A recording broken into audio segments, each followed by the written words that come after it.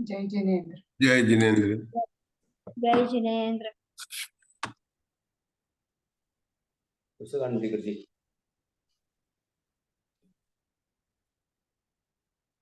तिकडे जावा तुम्ही. जातो ना.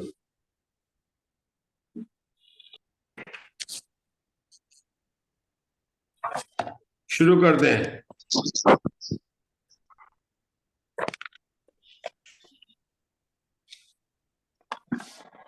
हाँ मधु जी बोले।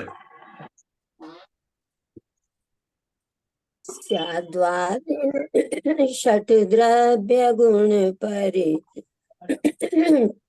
याय और प्रमाणिका जड़ कर्म चेतन बंध का और कर्म के अवसान का कह कर स्वरूप यथार्थ जग का जो किया उपकार है उसके लिए बिन वाणी माँ को वंदना शत बार है वंदना शत बार। हाँ किरण जी भाई साहब।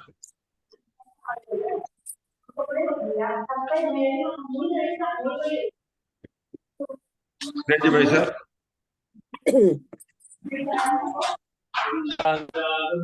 को वंदो बारंबार बंद प्रक्रिया नाश कर हो जाऊ भव पार। षटखंडा अंत का नित्य करू स्वाध्याय कर्म बंध के नाश का यही श्रेष्ठ उपाय। कर्म बंध के नाश का यही श्रेष्ठ उपाय। हाँ मुग्धा जी। जय मंगल भूदानम विमलानम दर्शनमयानम लोकसेहराणम नमो सया सर्वसिद्धानम जय उदर सेननामो जय नमः कम्मपयडिपाहुरसिद्धो बुद्धिसिरेणो धरियो समप्रियो पुष्पयन्तस्सा सतरि सहस्र धवलो जय धवलो षट्टि सहस्र बोधवो मां बंदम चालीसम सिद्धंतयम अहम वंदे अरहंत भासियत्तम गणहर देवे हि गंतियम सम्मम प्रणमामि भक्ति जुतो सुदनान महो वही शीर्षान। तीर्थंकर उद्देश्युताय नमो नमः। रत्नत्रयधारक आचार्य उपाध्याय साधु परमेष्टिभ्यो नमो नमः। षटखंडागम की 7वीं पुस्तक के आधार से हमारे यहाँ पर स्वाध्याय चल रहा है। अभी सिंगोली में वार्षिक उत्सव के कारण हमारा यहाँ पर 3-4 दिन के लिए स्वाध्याय में अंतराय पड़ा, इसलिए क्षमा चाहता हूँ। वहां पर वार्षिक उत्सव था, दूसरी बार हुआ था ये, मतलब बहुत अच्छी तरह से वह संपन्न हुआ। अब अपनी यहाँ पर बात चल रही है, आशा बहन किसकी बात चल रही है? 7वां पुस्तक है बंधक की बात चल रही है। किसकी बात चल रही है? बंधक। बंधक का क्या अर्थ होता है आशा बहन? बंध करने वाले। क्या होते हैं? बंधक करने वाले। 2 प्रकार के कर्म बंधक बताए थे। कौन से बताए थे ममता दोषी? इरियापत कर्म बंधक और सांप्रायिक कर्म बंधक। सांप्रायिक कर्म बंधक कहां से कहां तक पाए जाते हैं मधु जी ग्वालियर? पहले गुणस्थान से लेकर 10वें गुणस्थान तक। सांप्रायिक गुण बंधक कहाँ पाए जाते हैं? कस्तूरी जी 11वें 12वें 13वें तक पाए जाते हैं। 14 में क्या कहेंगे आशा बहन? अबंधक कहेंगे। 14 गुणस्थान में क्या कहेंगे? अबंधक। बंधक की बात चल रही राजेश भैया। बंधक 2 प्रकार के बताए, सांप्रायिक कर्म बंधक और इरियापत कर्म बंधक। गुणस्थान बताएंगे राजेश भैया। सांप्रायिक कर्म बंधक के कितने गुणस्थान है? 11, 12, 13। अभी मैं पूछ रहा हूँ तो मुझे पता, अभी सिर्फ राजेश भाई से पूछ रहा हूँ। हाँ बोलो। सांप्रायिक कर्म बंधक के गुणस्थान बताने आपको। 11, 12, 13। 11, 12 सांप्रायिक कर्म। आशा बहन कुछ और बताना चाहती? बताइए आशा बहन, क्या बंधक सांप्रायिक कर्म बंधक है? सांप्रायिक कर्म बंधक 1 से 10 गुणस्थान। हाँ। और 11, 12, 13 में इरियापत बंधक है। राजेश भैया इरियापत और सांप्रायिक में क्या अंतर है? राजेश भैया सांप्रायिक और इरियापत कर्म बंधक में क्या अंतर है? गुण स्थान तो अपन ने देख लिया। अभी आशा ने बताया कि पहले से लेकर 10वें तक जितने जीव है सब सांप्रदायिक कर्म बंधक है। 11वें 12वें और 13वें गुण स्थान में इरियापद बंधक है। अब हमें क्या पूछना है कि इन दोनों में क्या अंतर है, बताएंगे। जय श्री शाह बताइए, दोनों में क्या अंतर है। हाँ, सांप्रायिक यानी कसाई सहित के 1 से 10 गुण स्थान है, और इरियापत यानी योग सहित, लेकिन कसाई नहीं होती वहां, वो इरियापत कहलाता है। हाँ, तो मुग्धा जी क्या अंतर हो जाएगा इसमें। हमने द्रव्य संग्रह की गाथा आती है ना कि जो कषाय से बंद होता है वो क्या होता है, और जो योग से बंद होता है उसमें क्या द्रव्य संग्रह ग्रंथ में क्या बताया। योगापैडित देशाठिधि अनुभागा कषाय दो होंती। हाँ, आपने गाथा बताइए। हाँ, योग से प्रकृति और प्रदेश बंद होता है, और कषाय से स्थिति और अनुभाग बंद होता है। हाँ। अब राजेश भाई बताएंगे इरियापद और सांप्रदायिक कर्म बंधक का जो अपन ने अभी चर्चा की उसके बारे में राजेश भैया बताइए कि बंध दो प्रकार के होते हैं, सांप्रदायिक कर्म बंधक और इरियापद कर्म बंधक। आगे बढ़ते हैं। सांप्रदायिक कर्म बंधक पहले गुण स्थान से लेकर 10वें गुण स्थान तक होता है। इरियापद कर्म बंधक 11वें 12वें 13वें गुण स्थान में होता है। सांप्रदायिक का अर्थ होता है कषाय। जो कर्म कषाय से बनते हैं उसमें चारों प्रकार के बंध होते हैं। सद भी होता है, अनुभाग भी होता है, प्रकृति बंध भी होता है और प्रदेश बंध भी होता है। जो बंध योग से होते हैं कहां पर होता है, 11वें गुण स्थान, 12वें गुण स्थान और 13वें गुण स्थान। वहां पर योग है लेकिन कषाय नहीं है, तो वहां पर कौन सा होगा, केवल इरियापद बंद होगा। तो जो योग से बंद होता है वह प्रदेश और प्रकृति बंद होता है। 14वें गुण स्थान के अंदर न योग है न कषाय, इसलिए वहां पर कोई बंध नहीं होता है। अब ये हुई अपने बंधक की सामान्य प्ररूपणा, है ना। अब बंधक की सामान्य प्ररूपणा आप बताएंगे किरण भाई साहब। बंधक की सामान्य प्ररूपणा जितना अपने को आता है बताएंगे। बंधक की प्ररूपणा क्या है। जीव दो प्रकार करते हैं, बंधक और अबंधक। बंधक 2 प्रकार का है, हाँ, बंधक और अबंधक। हाँ, 13 के आगे अबंधक है, हाँ, उसके पहले 1 से 10 तक सांप्रदायिक है, और 11, 12, 13 इरियापद बंधक है। जो कषाय होता है उसे 4 ही बंद हो जाते हैं, और इरियापद के खाली यो प्रदेश और 2 बंद हो जाते हैं, प्रदेश और प्रकृति बंद और होता है। प्रकृति बंद हो जाते हैं। बहुत बढ़िया। दोनों न स्थिति पड़ती न अनुभाग होता है। अब हम इसकी जो यहाँ पर 11 अनुयोग द्वार से हम चर्चा कर रहे हैं। 11 अनुयोग द्वार के नाम, 3 अनुयोग द्वार एक जीव की अपेक्षा से हैं और 8 अनुयोग द्वार नाना जीव की अपेक्षा से। जो नाना जीव के अनुयोग द्वार है उनका वो अगर अपन देखें सत्संख्या क्षेत्र जो 8 अनुयोग द्वार है उसमें पहला अनुयोग और 7वें अनुयोग द्वार का नाम अंतर अलग हो गया है। पहले अनुयोग द्वार में अपने वहां पर सत आता था, यहाँ पर क्या हो गया, भंग विचय, नाना विचय के भंग विचय आ गया है। 7वें अनुयोग का नाम पर भावानुगमता, यहाँ पर क्या आशा बन क्या आएगा, भागा भागन क्या आएगा, भागा भागा है। मतलब ये जो अपनी 7वीं पुस्तक है यहाँ पर अनुयोग द्वार से वर्णन है। अनुयोग द्वार कितने, 11। इन 11 अनुयोग द्वार का किस में वर्णन कर रहे हैं, 14 मार्गणों में वर्णन कर रहे हैं। बोलो राजेश भाई 14 मार्गण का नाम। गति इंद्रिय कांड, योग वेद कषाय, ज्ञान संयम दर्शन, लेश्या भव्यत्व सम्यक संगी और आहार। इन 14 मार्गणों में 11 अनुयोग द्वार लगे, एक अनुयोग द्वार लगाएंगे। अभी अपना चल रहा है यहाँ पर नाना जीव की अपेक्षा से चल रहा है, और उसमें चल रही क्षेत्र प्ररूपणा चल रही है, क्षेत्र प्ररूपणा चल रही है। नाना जीव की क्षेत्र प्ररूपणा में 14 मार्गणा लगाएंगे। अभी मधु जी कौन सी मार्गणा होगी, गति मार्गणा हो गई, आज से इंद्रिय मार्गणा शुरू करनी है ना। इंद्रिय मार्गणा से यहाँ पर क्या बात करनी, क्षेत्र की बात करनी, क्योंकि क्षेत्र मतलब रहने का स्थान। अब यहाँ पर जीव को क्या कहेंगे, 1 इंद्रिय जीव है, 2 इंद्रिय जीव है, 3 इंद्रिय जीव है, 4 इंद्रिय जीव है और 5 इंद्रिय जीव है, या जिनके इंद्रिय नहीं ऐसे अनिंद्रिय जीव है। ये कहाँ रहते हैं, तो रहने के स्थान को कहते हैं क्षेत्र कहते हैं। इस क्षेत्र में रहने के स्थान को 10 पद से हम वर्णन करते हैं। उन 10 पद के नाम बता सकते हैं आप आशा बहन। स्वस्थान, विहार, स्वस्थान, स्वस्थान, विहार स्थान, 7 समुद्घात और एक उपाधि स्थान। ये 10 स्थान है।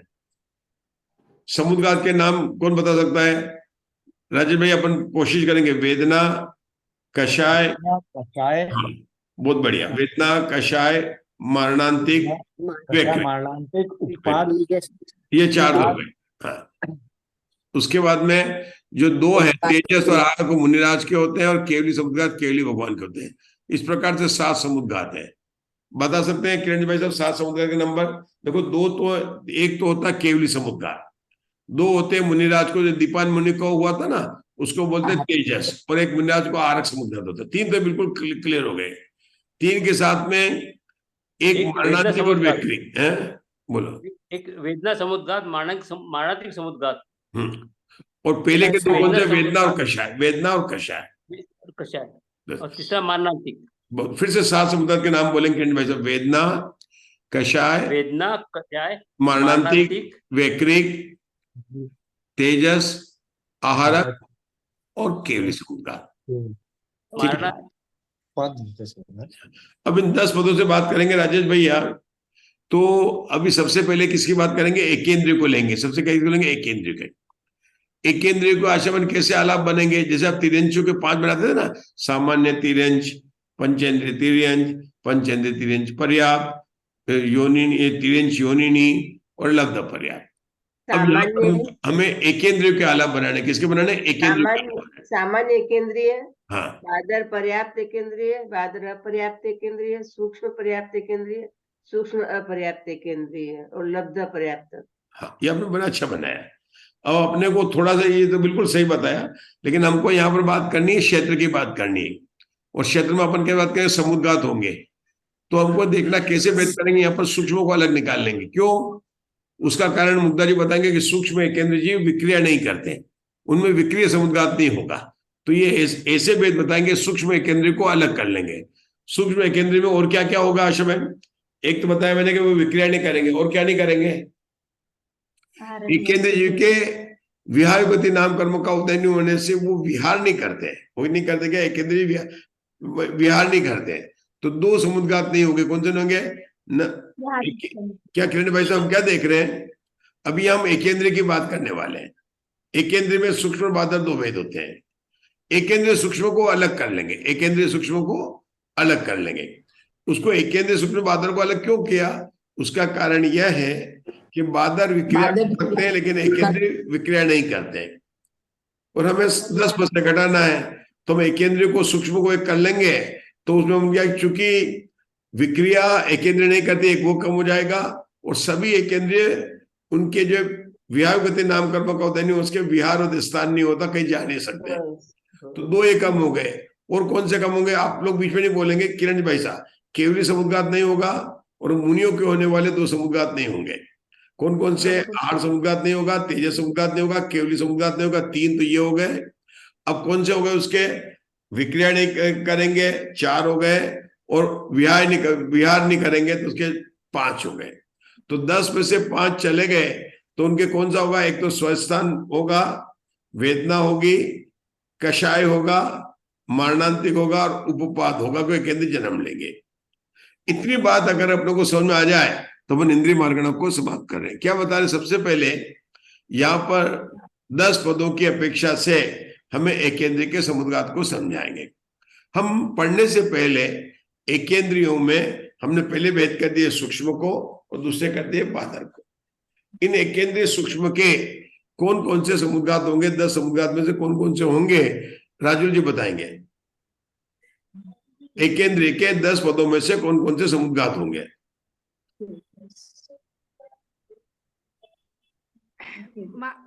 मारणांतिक समुद्घात होगा, कषाय समुद्घात होगा, कषाय वेदना समुदाय होगा, कषाय होगा, मारणांतिक होगा। 3 समुदाय तो ये होंगे, और एक उत्पात होगा और स्वस्थान। 4 हुए। अपन ने शायद 5 गिने थे। स्वस्थान 6 होंगे। 6 गिनना पड़ेगा। हाँ बोलो, कौन कौन से गिनेंगे? बोलो बोलो मुग्धा जी बोलो। 6 वाले जो है स्वस्थान, शुरू से करो। स्वस्थान वाला होगा, स्वस्थान 6 नहीं होंगे, ये मुझे बताना है।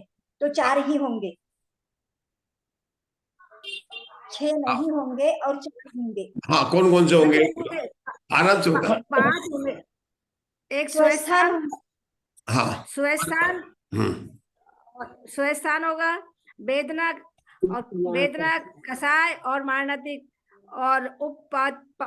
4 ये होंगे। 5 होंगे। 5 उपपात तो होंगे।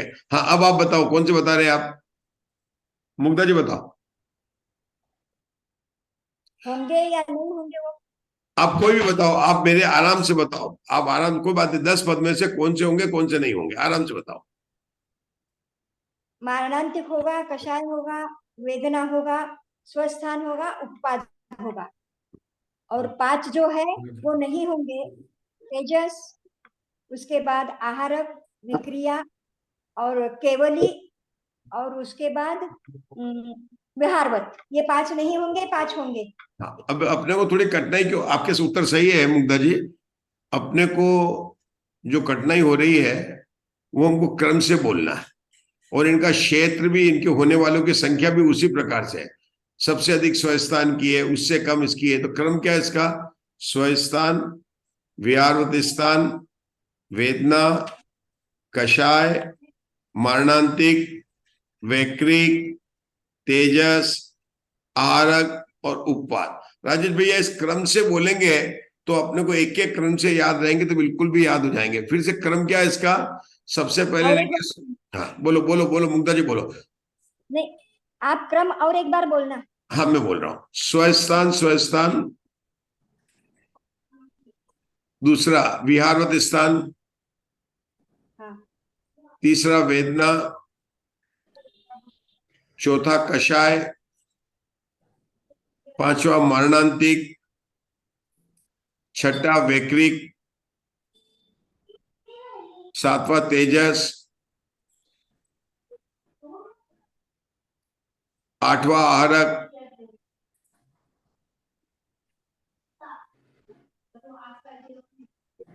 नौवां समुद्रात का नाम है केवली समुद्रात,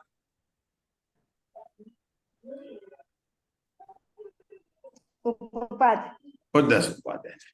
ये इसकी संख्या की क्रमशः संख्या घटती जाती है, स्वस्थान की सबसे होती है, उससे क्रमशः बढ़ती जाती है, इसलिए क्रम से अपन याद करेंगे और इसी क्रम से अपन देखेंगे कौन कौन से होंगे, तो इसी क्रम से लिखे। राज भाई आपने क्रम से लिखे 10 पद लिख लिए स्वस्थान का। ये क्षेत्र एक्सप्रेशन थोड़ा कठिन पड़ता है, अपन क्रम से लिख रहे 10 लिख लिए, ठीक है ना। अब अपन बात करें एक केंद्रीय सूक्ष्म को लेंगे अपन राजेश भैया। तो एक केंद्र में क्या विशेषता है कि चाहे सूक्ष्म हो चाहे बादर हो, उनके विहायो गति नाम कर्म का उदय नहीं होता, त्रस के होते हैं, वो टिकट कटाकर कहीं जा नहीं सकते, वो साइकिल पर बैठ कर कहीं जा नहीं सकते, वो गाड़ी में बैठ कर कहीं जा नहीं सकते, प्लेन में बैठ नहीं सकते। तो उनके विहार गति नाम कर्म का, आप कुत्ते को ले जा सकते हैं, तिरंज को बैठा सकते हैं, मच्छर को ले जा सकते हो, बिठा के चलेगा, वो चल जा सकता है। लेकिन एकेंद्र जी के विहायो गति नाम कर्म न होने से वे कहीं पर भी हो, उनके विहारवत स्थान नहीं होता, उनका स्वस्थान क्षेत्र होता है। उसके बाद में तीसरा जो है वेदना और कषाय होती है, दोनों होते हैं, एक वेदना कषाय होगा, मरणांतिक भी होगा। विक्रिया विक्रियों में बादर करते हैं, सूक्ष्म नहीं करते।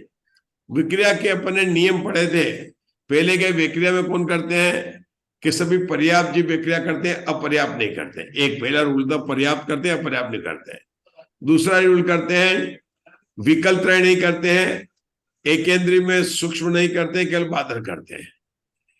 तो विक्रिया कौन करते हैं? एकेंद्रीय में बादर में भी वायुकाय और अग्निकाय विक्रिया करते हैं। पृथ्वी काय चाहे सूक्ष्म हो चाहे बादर हो, जल काय सूक्ष्म हो या बादर हो, वनस्पति काय सूक्ष्म हो या बादर हो, विक्रिया नहीं करते हैं। कभी आपने देखा आम का पेड़ खड़ा है और वो अपना मुंह बदल लेगा? नहीं बदलेगा, कैसा खड़ा रहता है, ठीक है ना। तो विक्रिया नहीं करते। तो अभी अपन सूत्र पढ़ने जा रहे हैं, हमारे किरण जी भाई साहब सूत्र पढ़ना है, केंद्र का पहले सूत्र पढ़ना, अब अपने को समझ में आएगा। जल एकेंद्रीय जीव है, जल वायु एकेंद्रीय जीव है, वो लोग विहार होता है ना उनका, लेकिन एकेंद्रीय जीव का विहार, ये बात पंचाशिकाय में यही बात उठाई 110 गाथा में, आपने बहुत बढ़िया पूछा। पंचाशिकाय की 110 गाथा देखेंगे तो वहां पर 110 गाय की कोई टीका नहीं है, केवल गाथा ही है। पंचाशिकाय में 2 गाथा ऐसी है जिस पर टीका नहीं, 110 गाथा है। तो वहां पर क्या लिखा है कि अग्निकाय और वायुकाय चलते हैं, इसलिए उनमें जो है मतलब वो मानना चाहिए, उनको जो त्रस गिनना चाहिए। लेकिन फिर आचार्य ने उसको खुलासा किया कि हाँ ये बात सही है कि अग्निकाय वायुकाय को अग्नि चलते कैसे है, यहाँ पर अग्नि निकली है, अग्नि का एक चिंगारी निकल के दूर जाती है और वहां पर जला सकती है। लेकिन वो कहता है कि नहीं, जिसमें त्रस नाम कर्म का उदय होता है उनको ही त्रस कहेंगे। जो ये अग्निकाय वायुकाय के त्रस नाम कर्म का उदय नहीं है, इसलिए उनको स्थावर में लेंगे और उनके विहार स्थान नहीं माना गया है ना, उनके विहार स्थान नहीं माना गया। बस ये बात अपने जिनागम की बात है। मतलब एकेंद्रियों में नहीं विक्रिया करते हैं, लेकिन उनके अपने विहार अधिष्ठान नहीं मानेगा, विक्रिया करते हैं। मतलब कहाँ लिया उसको, अग्निकाय और वायुकाय जीवों की विक्रिया मानी गई। किसकी मानी गई? अग्निकाय और वायुकाय जीव की विक्रिया मानी गई है, लेकिन वो है स्थावर है। त्रस में 2 इंद्रिय, 3 इंद्रिय, 4 इंद्रिय विक्रिया नहीं करते। पंचेंद्रिय में असंगी संगी मतलब माना गया है, पंचेंद्रिय जीव जो विक्रिया करते हैं, ये बात उन्होंने बताई गई है। अब हमारे आज की इंद्रिय मार्गना शुरू हो गई है, थोड़ा सामान्य से हमने देखा है, हम आगे इसके बारे में शुरू करना चाहते हैं। आप लोगों के पास में पुस्तक है तब अवश्य उससे स्वाध्याय कीजिए। मैं निकालता हूं, मैंने निकाला था, बंद हो गई किसी कारण से, देखता हूँ कहाँ चली है। तब तक आपके पास पेज नंबर 320 पर है, 320। हाँ गाथा 18 है। हाँ, पढ़ो आप, मैं तब तक निकाल रहा हूँ। इंदिया वादेन इंदिया सहु में इंदिया पज्जता अपज्जता सतत्थानेन समुद्गादेन वो वादेन केवड़ीय खेते। हाँ। इंद्रिय मार्गानुसार एकेंद्रिय, एकेंद्रिय पर्याप्त, एकेंद्रिय अपर्याप्त, सूक्ष्म एकेंद्रिय, सूक्ष्म एकेंद्रिय पर्याप्त, सूक्ष्म एकेंद्रिय अपर्याप्त जीव स्वस्थान, समुद्घात और उपपात से कितने क्षेत्र में रहते हैं?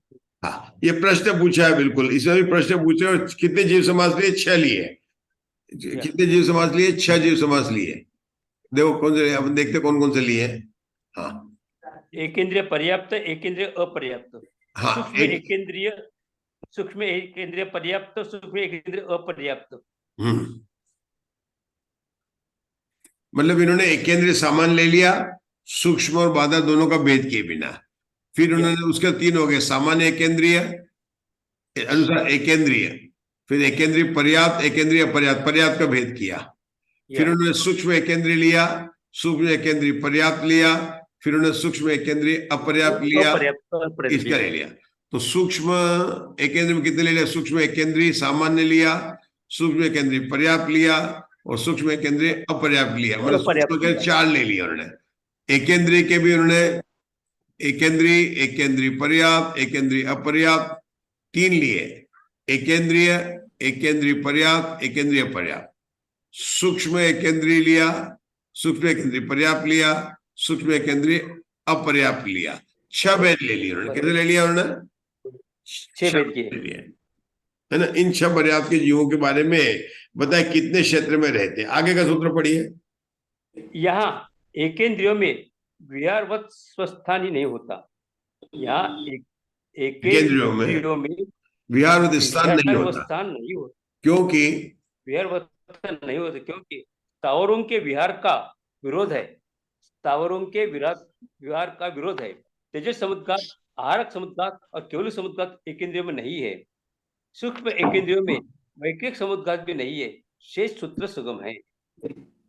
जो हमने पहले चर्चा की थी, आपको समझ में आ गया होगा कि देखो तेजस, आहार और केवली समुद्घात क्यों नहीं है? क्योंकि ये तो है दोनों मुनिराज और केवली भगवान के होते हैं, और उन्होंने क्या बोला? विक्रिक समुद्घात नहीं है, स्वभाव के कारण नहीं है, और विहार स्थान नहीं है। तो 5 समुद्घात नहीं है और 10 में से 5 है। ये बात क्लियर हो गई। अब सूत्र नंबर 19। सर्व लोगे पूर्वोक्त एकेंद्रिय जो उक्त पदों से सर्वलोक में रहते हैं। पूर्वोक्त एकेंद्रिय जो उक्त पदों से सर्वलोक में रहते हैं। यह लोक शब्द शेष लोकों का सूचक है, क्योंकि देशामर्शक है। इस कारण इसके द्वारा सूचित अर्थ की प्रोपणा करते हैं। स्वस्थान, वेदना समुद्घात, कषाय समुद्घात, मारणातिक समुद्घात, उपपात, इन पदों को परिणत एकेंद्रिय और सूक्ष्म एकेंद्रिय उनके पर्याप्त एवं अपर्याप्त जीव सर्वलोक में रहते हैं, क्योंकि वे अनंत है। वैक्रिक समुद्घात को प्राप्त एकेंद्रिय जीव 4 लोक के असंख्यात भाग में रहते हैं। मनुष्य क्षेत्र की अपेक्षा कितने क्षेत्र में रहते हैं वह जाना नहीं जाता। वह इस प्रकार है। वैक्रिक समुद्घात को करने वाले जीव सर्व सूक्ष्म एकेंद्रियों में नहीं है। वैक्रिक समुद्घात को करने वाले जीव सर्व सूक्ष्म एकेंद्रियों में नहीं है, क्योंकि ऐसा स्वभाव है। उक्त समुद्घात को करने वाले एकेंद्रिय जीव बादर एकेंद्रिय में होते हैं। वे भी पल्योपम के असंख्यात भाग मात्र है। उनमें एक जीव के अवगाहना उत्सेद घनांगुल के असंख्यात भाग प्रमाण है।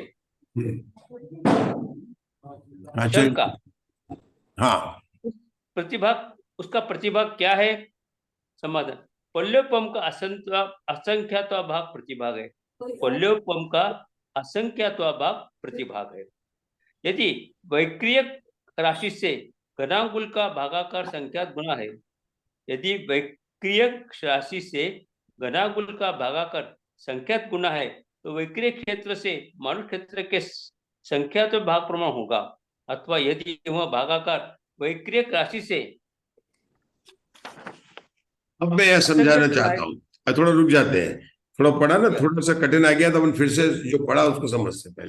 पहले अपन ने, इन्होंने बताया 19वें नंबर के सूत्र में बताया कि जो हमने एकेंद्रीय के 6 भेद किए थे, एकेंद्रीय सामान्य, एकेंद्रीय पर्याप्त और एकेंद्रीय पर्याप्त।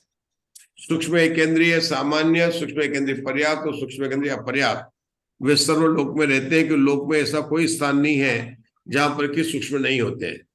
यहाँ जब हम लोक की बात कर रहे हैं तो कौन सा लोक ना 343 घन राजू का लेना है। यहाँ पर पूरा लोक आकाश द्रव्य क्यों नहीं लेना है आशा मैन, पूरा आकाश द्रव्य क्यों नहीं लेना है?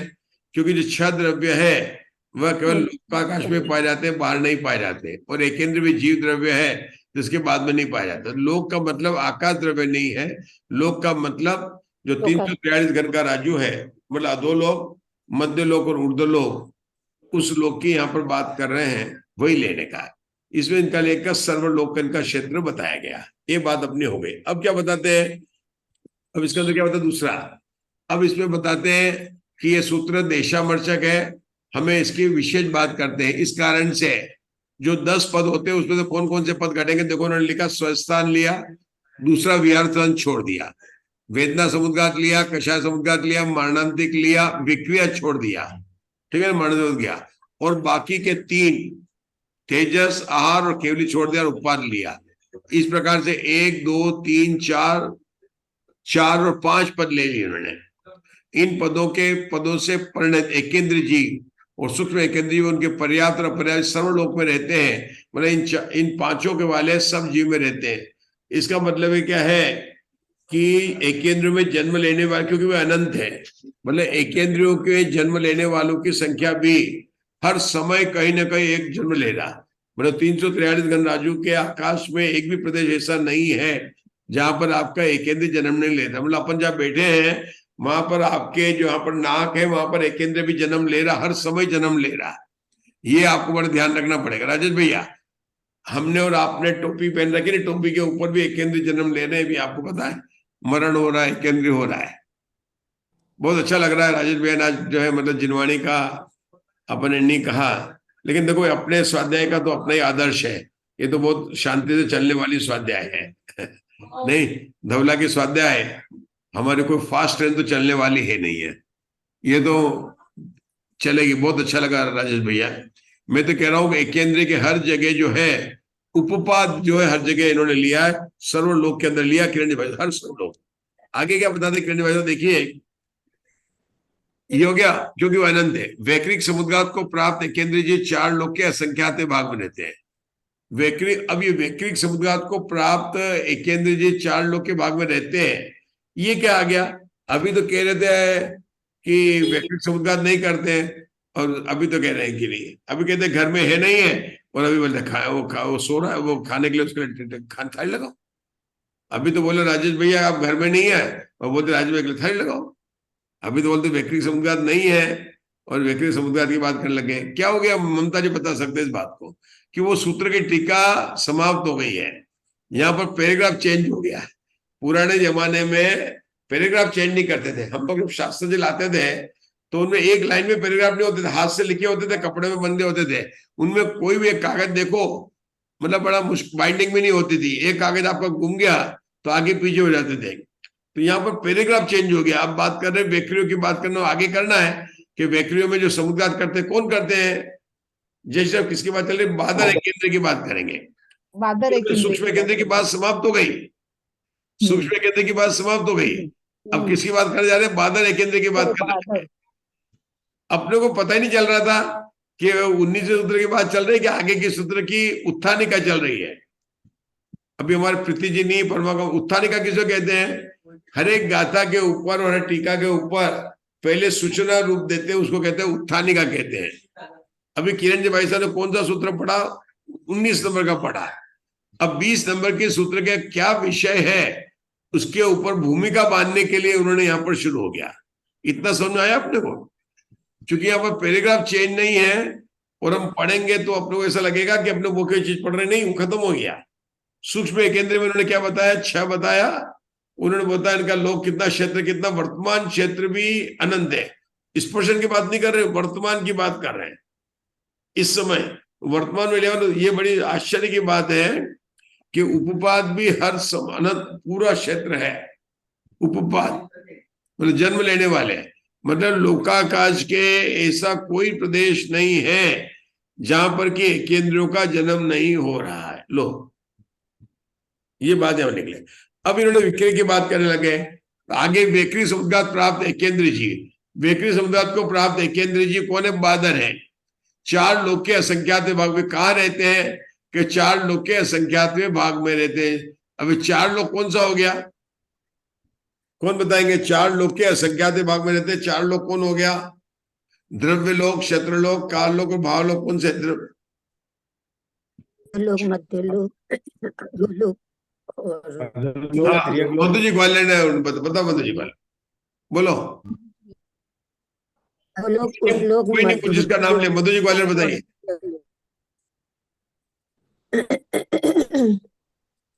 अधोलोक, मध्यलोक, ऊर्ध्वलोक और त्रियक लोक। हाँ, मतलब आप उसको थोड़ा ठीक बोला। सामान्य लोक, पूरा लोक, अधोलोक, ऊर्ध्वलोक और तिर्यक लोक। फिर से बोलिए, 4 लोक कौन से? सामान्य लोक, सामान्य लोक, ऊर्ध्वलोक, मध्यलोक और अधोलोक। हाँ, तो सामान्य लोक कितना बड़ा है? जयश्री साहब 343 गणराज्य। अधोलोक कितना है? सामान्य लोग में तो सारे आ गए ना, फिर अलग से क्यों बताएं? हाँ, वो यहाँ पर अपना तरीका यही है, धवला जी का तरीका यही है। पहले सामान्य, पहले इंडियन बात करेंगे, फिर जैन बात करेंगे, फिर नॉन जैन बात करेंगे। फिर जैन में रात में खाने वाले, जैन में रात में नहीं खाने वाले। फिर अजैन में रात में खाने वाले, नहीं रात में खाने वाले। फिर बोलेंगे रात में खाने वाले कितने क्षेत्र में रहते हैं, नहीं रात में खाने वाले कितने क्षेत्र में। नहीं, इनका तरीका है। तो इन्होंने सामान्य लिया, फिर उसमें भेद करके बताया। चलो आगे बढ़ते हैं। तो 4 लोग कौन सा छोड़ा? मनुष्य लोक का छोड़ा। क्यों? क्योंकि मनुष्य लोक कितना है? 45 लाख योजन का है। तो ये पूरा तिर्यक लोक तो बड़ा था, तो इसलिए उनका लोक के असंख्यात में भाग ले लिया। वो कितना लोक का? असंख्यात भाग है। अब मनुष्य क्षेत्र के कितने भाग में रहते हैं? 5 अलग करके बताया। ये बताया, क्या बताया उन्होंने? सिर्फ उन्होंने वैक्रिक समुद्घात करने वाले एक केंद्र को ले रहे, एक केंद्र को ले रहे, वैक्रिक समुद्घात करने वाले एक केंद्र को। क्योंकि एक केंद्र में सब तो करते ही नहीं है, कोई केवल वायु का ही और अग्नि का ही करते हैं, और वो भी अपर्याप्त नहीं करते, पर्याप्त करते हैं। और पर्याप्त में भी सब नहीं करते हैं, इसलिए वो कितने हो गए कि 4 लोग के तो असंख्यात भाग में है। और मानुष्य क्षेत्र कितने रहते? वो अब बोलते मानुष्य क्षेत्र में कितने हैं, तो आचार्य वीरसेन कहते जाना नहीं जाता क्योंकि उपदेश प्राप्त नहीं है।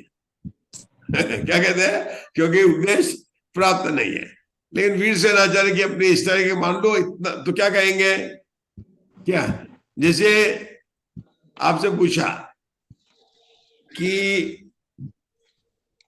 ये गिलास, ये पानी कितना है, तो आप कहेंगे तो 1 गिलास होगा, 1 गिलास से कम होगा, या 1 गिलास से अधिक होगा। आपको नहीं पता चल रहा है, तो आप कहेंगे या तो 1 गिलास के बराबर होगा, या 1 गिलास से अधिक होगा, या 1 गिलास से कम होगा। कितना? मैंने कुछ पानी रखा और सामने गिलास पड़ा हुआ है, तो आप बोलेंगे पानी कितना है, तो कितने विकल्प बनेंगे उषा दोषी?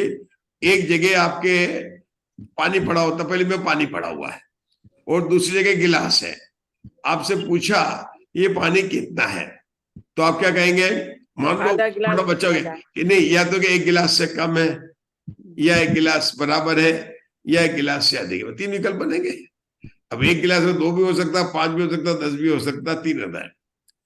यहां पर था कि वैक्रिक समुद्घात करने वाले मानुष्य क्षेत्र के कितने बराबर है, तो उनको पता नहीं है। तो आचार्य कहेंगे कि वो असंख्यात भाग भी हो सकते हैं, संख्यात भी हो सकते हैं, संख्यात गुणा भी हो सकते हैं। कितना होता है ये हमें पता नहीं है, लेकिन पता नहीं है तो वो बोलेंगे कितना होगा, तो कि हम बताते हैं। आचार्य वीरसेन कहते हैं हम तो ऐसा सोचते हैं। अब ध्यान से सुनना, आचार्य वीरसेन की महिमा देखना। मनुष्य क्षेत्र कितना बड़ा कि 45 लाख योजन है। कोई बता सकता किरण जब मानुष लोक 45 लाख कौन सा मानुष लोक? बोले 2.5 द्वीप। पहले द्वीप का नाम है जम्बू द्वीप, उसके बाद में लवण समुद्र है, उसके बाद में धातकी खंड है, उसके बाद में कालू नदी समुद्र है, उसके बाद में पुष्कर है। ठीक है ना? तो 2 समुद्र और 2.5 द्वीप। इसका एक का नाम है मानुष क्षेत्र। 2 समुद्र कौन से गुना जी? लवण समुद्र और कालू नदी समुद्र। 2.5 क्षेत्र कौन से है? जम्बूद्वीप, धातकी खंड और पुष्कर। इन सबको जम्बूद्वीप कितना है? 1 लाख वजन का। लवण समुद्र कितना? 2, दोनों तरफ 2 हो गए। उसके बाद में 4 धातकी खंड आ गया, 8 क्या आ गया? कालो नदी समुद्र आ गया। वो फिर भी 8 है, लेकिन आधा लेना, 16 है लेकिन 8 ले तो 8। तो 8 और 8 16 और 4 20 है ना? 20 ही आ गए ना, 20 और 2 22 उधर ले ले 44, और बीच में जम्बूद्वीप ले 45 लाख। तो ये 45 लाख योजना का आपका मानुष्य क्षेत्र है। इसका कौन सा भाग है, कैसे? तो हमको क्या निकालना? सबसे पहले क्या निकाल लेंगे? हमें क्या निकालना है कि यहाँ पर पानी कितना है, ये निकाल। इस बार ये पानी जो पड़ा हुआ है तपेली के अंदर, ये कितना है? तो आपने पानी रखते क्यों घर में? कि घर में पानी पीने वाले हैं, इसलिए घर में पानी पड़ा। मटकी में पानी क्यों है आपके घर पर? जय श्री राम। क्यों घर में आप क्या पानी पीते हैं, इसलिए घर की मटकी में पानी है। अब पानी कितना है तो कि घर में कितने आदमी हैं? तो घर में आदमी है 4। मान लीजिए एक आदमी कितना पानी पीता दिन भर में? कि 6 गिलास पीता है। तो कितने के 24 गिलास हो गए, है ना? तो पानी कितना है कि सभी पीने वालों के पर्याप्त होगा तो 24 गिलास है, उनसे कम होगा तो 24 से कम होगा, उससे अधिक होगा तो 24 से अधिक होगा। मतलब इस तरह से कैलकुलेशन अपन कर सकते हैं। आचार्य वीरसेन क्या बता रहे हैं? पहले बताओ क्या बता रहे हैं, मैं नहीं बता क्या बताने जा रहे हैं, बात क्या चल रही है? आप लोग सब समझने का प्रयास कर रहे हैं। यहाँ पर बताते हैं वैक्रिक समुद्घात करने वाले कितने क्षेत्र में रहते हैं। क्या बात करते हैं?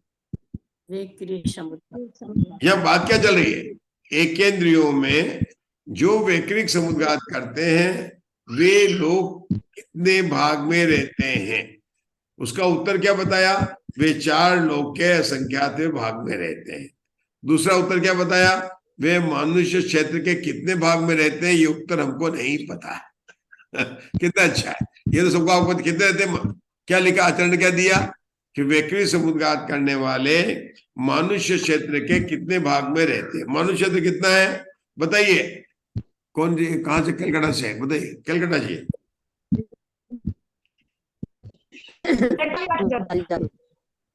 45 लाख योजन। 45 लाख योजन। कैसे 45 लाख योजन, जरा हमको समझा दीजिए। जम्बूद्वीप 1 लाख योजन। हाँ, फिर ये जम्बूद्वीप को घेरे हुए लवण समुद्र जो दुगने विस्तार का है। जम्बूद्वीप को घेरे तो चूड़ी के आकार के 2 लाख योजन का। हाँ। उसको घेरे हुए कौन नाम क्या? कालो नदी समुद्र। कौन सा है? कालो नदी समुद्र के आगे कौन सा आ जाएगा? पुष्कर द्वीप। पुष्कर द्वीप हो जाएगा। तो 45 लाख योजन का हो गया। ठीक है ना? अब इसका कितना भाग है बता रहे हैं, तो वो कैसे निकालेंगे? अब ध्यान से सुनना। वीरसेन आचार्य कहेंगे कि वैक्रिक समुद्घात करने वाले कितने हैं, पहले कितने आदमी वैक्रिक समुद्घात करने वाले हैं, और फिर एक आदमी की जो करने वाले उसकी अवगाहना कितनी है, और फिर वैक्रिक समुद्घात का जो क्षेत्र है वो हम निकाल के बता देंगे। जो वैक्रिक समुद्घात में कितने तक जाते हैं, फिर उसको कुल आ गया। एक आदमी घर में आदमी कितने? 4। एक आदमी कितना पानी पीता है? 4। तो कितने गिलास का पानी जाएगा? 16 गिलास। तो 16 गिलास बाल्टी का कितना भाग है? 10% है, आधी बाल्टी है कि 5% है, ये बता रहे हैं। अब समझे? आप लोगों को समझा रहा क्षेत्र कैसे निकाल रहे हैं? सबसे पहले पूछेंगे घर में पानी पीने वाले कितने हैं, तो बोले घर में पानी पीने वाले 5 है, क्योंकि 2 का आज उपवास है। ठीक है। एक आदमी कितना पानी पीता है? कि 6 गिलास पानी पीता है। तो 5 पीने कितने के? 30 गिलास पानी है। तो 30 गिलास पानी है, तो ये पानी पूरी मटकी का कितना भाग है? 10% है, आधी मटकी है, पूरी मटकी है। मतलब ये बात बताएंगे, ये मटकी से पूरी मटकी से भी कम है, ये बताएंगे। अब उस जमाने में परसेंटेज तो था नहीं, 10%, 20%, तो वो बोलेंगे आधी मटकी है, चौथाई मटकी है, मटकाई का संख्यात्मक भाग है, असंख्यात्मक भाग है, इस प्रकार से कैलकुलेशन करके बता रहे हैं। अब पढ़ेंगे, इतना समझने के बाद में पढ़ेंगे, आपको समझ में आएगा, इसकी गारंटी है। लेकिन ध्यान है क्या बताने वाले हैं, विकृत समुद्घात करने वाले कितने हैं, तो उनकी अवगान या क्षेत्र निकालना था, अवगाना वहां पर क्या निकाला था, घर में पानी पीने वाले कितने हैं, यहाँ पर पूछेंगे वैकृत समुद्घात करने वाले कितने हैं, ठीक है ना। फिर वहां क्या पूछा था, एक आदमी कितना पानी पीता है, यहाँ पूछेंगे एक आदमी की अवगाना कितनी है। वहां पर पूछा था कितना पानी है, कि 5 आदमी है और 6 गिलास पानी पीते हैं, 30 गिलास पानी पीते हैं। यहाँ पूछेंगे 10 वैकृत करते हैं और एक की इतनी अवगाना है, तो 10 गुना इतना अवगाना कर देंगे, इतनी क्षेत्र हो जाएगी। अब इनका वैकृत का क्षेत्र कितना है तो उसको बताएंगे। तो ये क्षेत्र कितना बड़ा है मानुष क्षेत्र का, क्योंकि बाकी चारों का तो वही है। हमारे यहाँ पर मानुष क्षेत्र के बारे कितने थे, मटका था, मानुष क्षेत्र की जगह पर अपना क्या था, मटका था। वो जो 30 गिलास था वो मटके का कितना भाग है, यहाँ पर जो वैकृत का जो क्षेत्र है वो मानुष लोग का कितना भाग है, ये समझ में आया। मटकी के उदाहरण से आपको वैकृत शरीर का उदाहरण समझाना, भले याद नहीं रहे लेकिन समझ में आना चाहिए। बताइए राजेश भैया, मटकी के उदाहरण से अपन समझे कि वैकृत समुद्घात का कैसे निकाल रहे हैं, क्योंकि जब हम पढ़ेंगे ना तो सब मधु जी ऊपर जाने वाला, ग्वालियर से ऊपर झांसी में चला जाएगा तो आपको पता नहीं चलेगा। बोलो अभी आप पढ़ना क्या होता है, मटकी के उदाहरण से। अच्छा हमारे जयश्री साहब बताएंगे, बताओ मटकी के उदाहरण समझाओ। मटकी हाँ, मटकी के उदाहरण, पहले एक घर में पानी पीने वाले कितने, एक घर में 10 आदमी है, 2 का उपवास है, 8 पानी पीने वाले हैं। एक बात, 8 पानी पीने वाले, एक आदमी कितना पानी पीता कि 6 गिलास पानी पीता, कुल कितना पानी हो गया, 48 गिलास पानी हो गया। अब ये पानी पीता है तो ये जो पानी 48 गिलास है वो मटकी का कितना भाग है, वो बाल्टी का कितना भाग है, वो हंडे का कितना भाग है, वह कोठी का कितना भाग है, 5 अलग अलग करके बताएंगे, ठीक है ना। यहाँ पर अभी सब वैकृत समुद्घात की बात कर रहे हैं। विक्रिया करने वाले कितने जीव हैं, उनकी अवगाना कितनी है, जितने जीव हैं, क्यों जीव तो बहुत है लेकिन सभी तो विक्रिया नहीं करते हैं। विक्रिया कौन करते हैं, अग्निकाय वायुकाय करते हैं। अग्निकाय वायुकाय में सभी नहीं करते हैं, पर्याप्त करते हैं, सभी पर्याप्त भी नहीं करते, उनमें कुछ करते हैं। तो कितने हैं, तो हमने वहां पर माना था 6 व्यक्ति माना था, कितना माना था, 8 व्यक्ति माना था, है ना। तो यहाँ पर माना कि कितने हैं कि पल्योपम के असंख्यात भाग। वहां हमने माना था एक व्यक्ति 6 गिलास पानी पीता, यहाँ पर बोलेंगे एक व्यक्ति की अवगाना कितनी है कि घनांगुल के असंख्यात भाग है। वहां पर अपन ने 6 को 8 से गुणा किया था, यहाँ पल्योपम के असंख्यात विभाग को घनांगुल के असंख्यात विभाग से गुणा करेंगे तो वो क्षेत्र आ जाएगा, वो पता चलेगा 45 लाख का कितना बड़ा है, ये लेकर बताएंगे। अब पढ़ेंगे, पढ़ना प्रारंभ कीजिए, आगे का पढ़ना फिर से पढ़ना प्रारंभ कीजिए, अब समझ में आएगा। हाँ, कौन पढ़ना चाहेगा, चलिए पढ़िए आप। जयश्री साहब पढ़ो आप।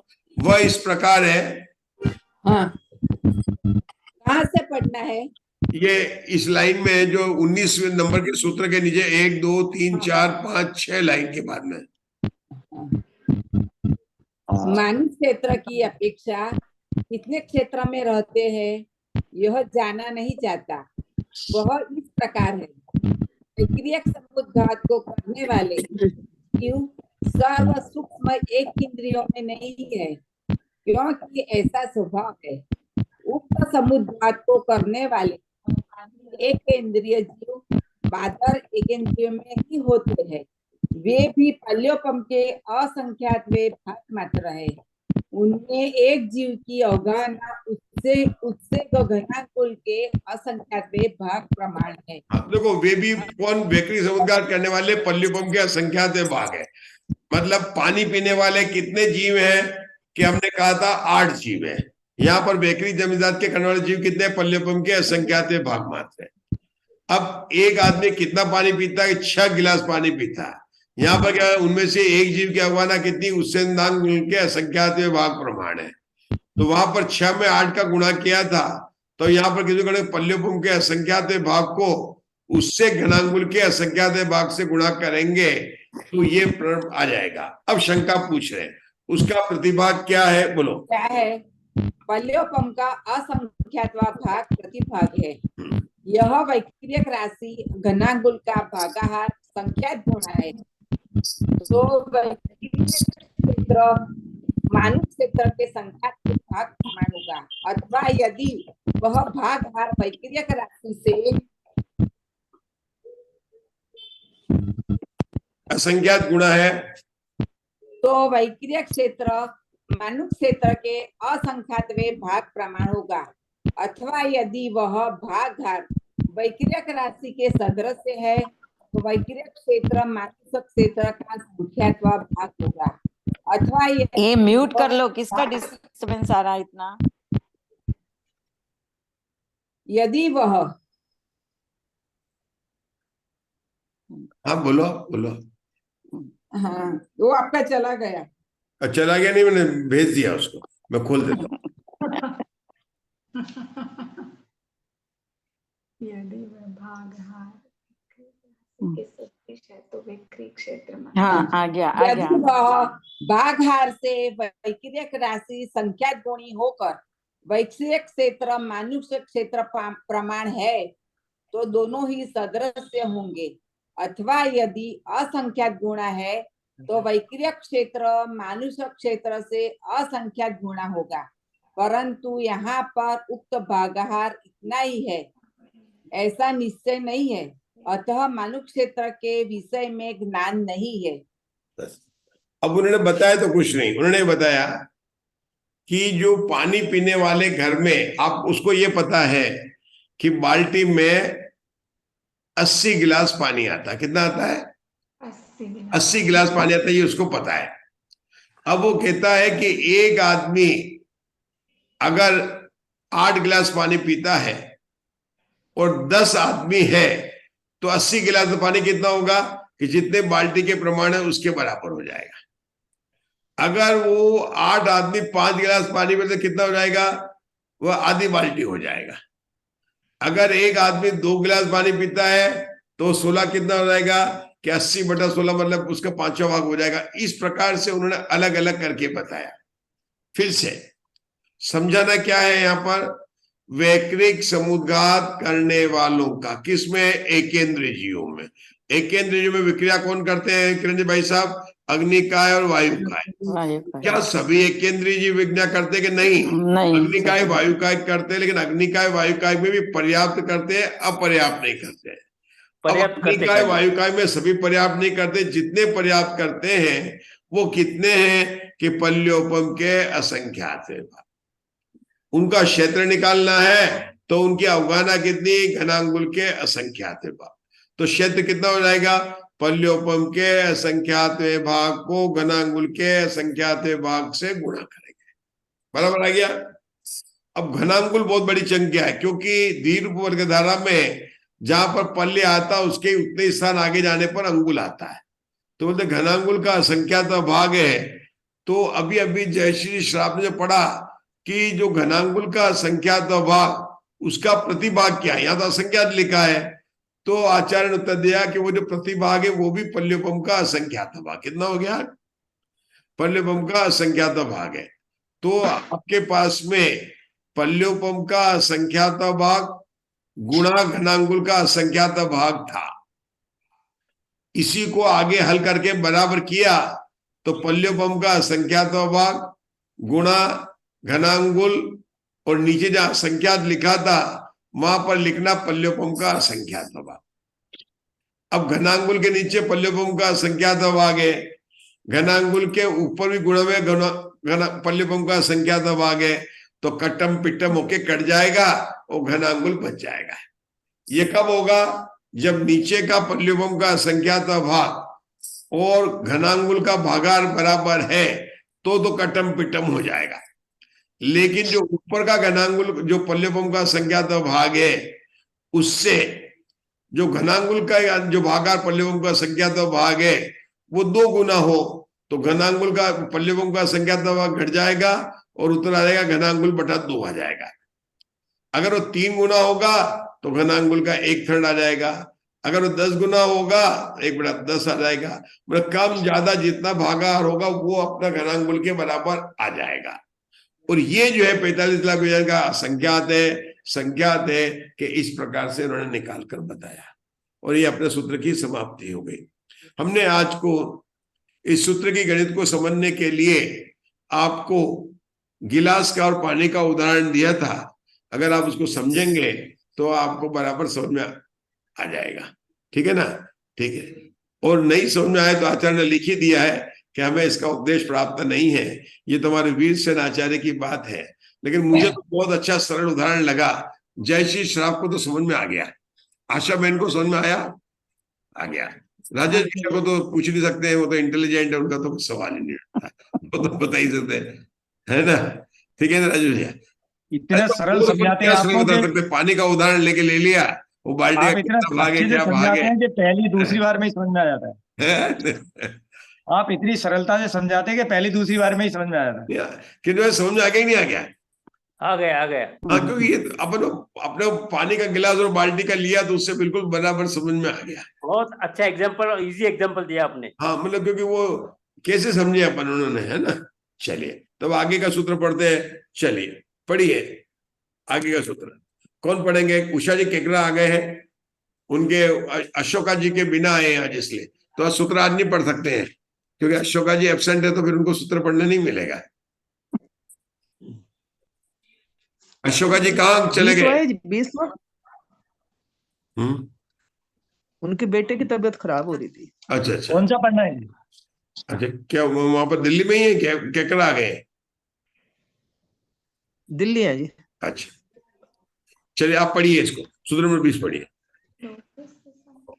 बादरी इंदिया पजत्ता ए पजत्ता सत्तानीन केवड़ी खेते सुगम मेदम लोगस्य संख्ये जदि भाव। बादर एक इंद्रिय पर्याप्त और बादर एक इंद्रिय अपर्याप्त से स्थान से कितने क्षेत्र में रहते हैं? बादर एक इंद्रिय पर्याप्त और बादर एक इंद्रिय अपर्याप्त से स्थान से कितने क्षेत्र में रहते हैं? यह सूत्र सुगम है। उक्त बादर एक इंद्रिय जीव लोक के संख्यातवें भाग में रहते हैं। यह देशामर्शक सूत्र है, इसलिए इसके द्वारा सूचित अर्थ की निरूपणा करते हैं। वह इस प्रकार है। उपर्युक्त बादर एक इंद्रिय जीव 3 लोकों के संख्यात विभाग में तथा मनुष्य लोक व त्रियक लोक से असंख्यात गुने क्षेत्र में रहते हैं, ऐसा कहना चाहिए। मतलब क्या बता रहे हैं यहाँ पर? पहले यहाँ पर किसकी बात चल रही है? बादर एकेंद्र की बात चल रही है। बादर एकेंद्र की। जब सूक्ष्म एकेंद्र की बात चली तो कितना क्षेत्र बताया था राजेश भैया? सर्वलोक बताया था। कहते हैं सर्वलोक बताया था, ठीक है ना?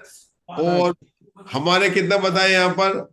ये बताया बादर को बताया, लोक का संख्यातवाक बताया। अब लोक का संख्यातवाक बड़ा होगा कि लोक का असंख्यातवाक बड़ा होगा? संख्यातवाक। क्योंकि संख्या छोटा है तो भागार छोटा तो क्षेत्र ज्यादा आएगा। जब देखो त्रस की बात करेंगे तो लोक का असंख्यात भाग आ जाएगा, लेकिन बादर एकेंद्री बहुत बड़े भाग में रहते हैं।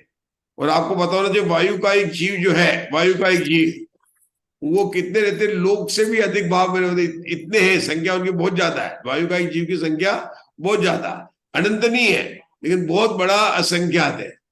जबकि देवों की संख्या का असंख्यात कौन सा है? हमारे मुग्धा जी जगत पत्र को 256 के अंगुल के वर्ग से भाग दे, इतना बड़ा देवों की है।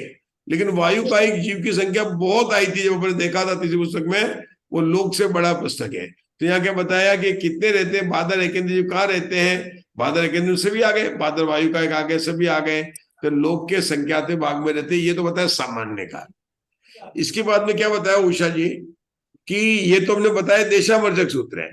अब मनुष्य लोक तुम्हारे 5 प्रकार के हैं। सामान्य लोक है, अधोलोक है, ऊर्ध्वलोक है, और कौन सा है? मध्य लोक है और मनुष्य लोक है। तो उन्होंने पूछा कि ये कितना पानी है? तो उन्होंने बोला कि ये जो है एक तपेली पानी है, बस कितना है, एक तपेली पानी है। लेकिन वो तपेली जो ना, वो बोलेंगे कि कोठी का कितना भाग है ना, बड़ी हंडे का कितना भाग है, मटकी का कितना भाग है, अलग अलग करके उसको बात बताएंगे, क्योंकि सामान्य करके हमको 4 तरह से बात बता रहे हैं। तो अब उसी को उन्होंने बताओ, यहाँ पर बता रहे हैं, अपन उसको फिर से पढ़ते हैं, एक बार फिर से पढ़कर आगे बढ़ेंगे। ये देखिए, ये देशामर्चक सूत्र है। क्यों है? क्योंकि तो क्या लोका संख्या कहते हैं यार, इसलिए इसके साथ सूचित अर्थ की प्ररूपणा करते हैं। वह इस प्रकार है, उपयुक्त बादर एकेंद्रीय 3 लोग के संख्याते भाग में रहते हैं। 3 लोग में कौन सा लेना है? 3 लोग कहे तो सामान्य लोग, अधोलोक और ऊर्ध्वलोक लेना, और मनुष्य लोग तथा तिर्यक लोग के असंख्यात गुणे क्षेत्र में रहते हैं, ऐसा कहना चाहिए। मतलब मनुष्य लोग और तिर्यक लोग से उनका बहुत बड़ा है, उसके असंख्यात क्षेत्र में आ गया। शंकाकार को फिर भी संतोष नहीं हुआ। उक्त क्षेत्र प्रमाण का कारण क्या है?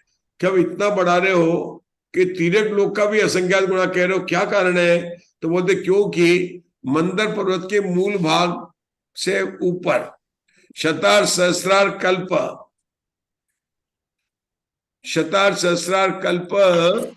तक 5 राजू ऊंची सम चतुष्क कोण लोक नाली वायु से परिपूर्ण है। ये बात अपनी पहली पुस्तक, तीसरी पुस्तक में कई बार आई, कई जगह है। वायु का एक जीव बहुत ज्यादा है, 5 राजू के में आते हैं। मंदर मतलब सुदर्शन मेरु लेना है यहाँ पर।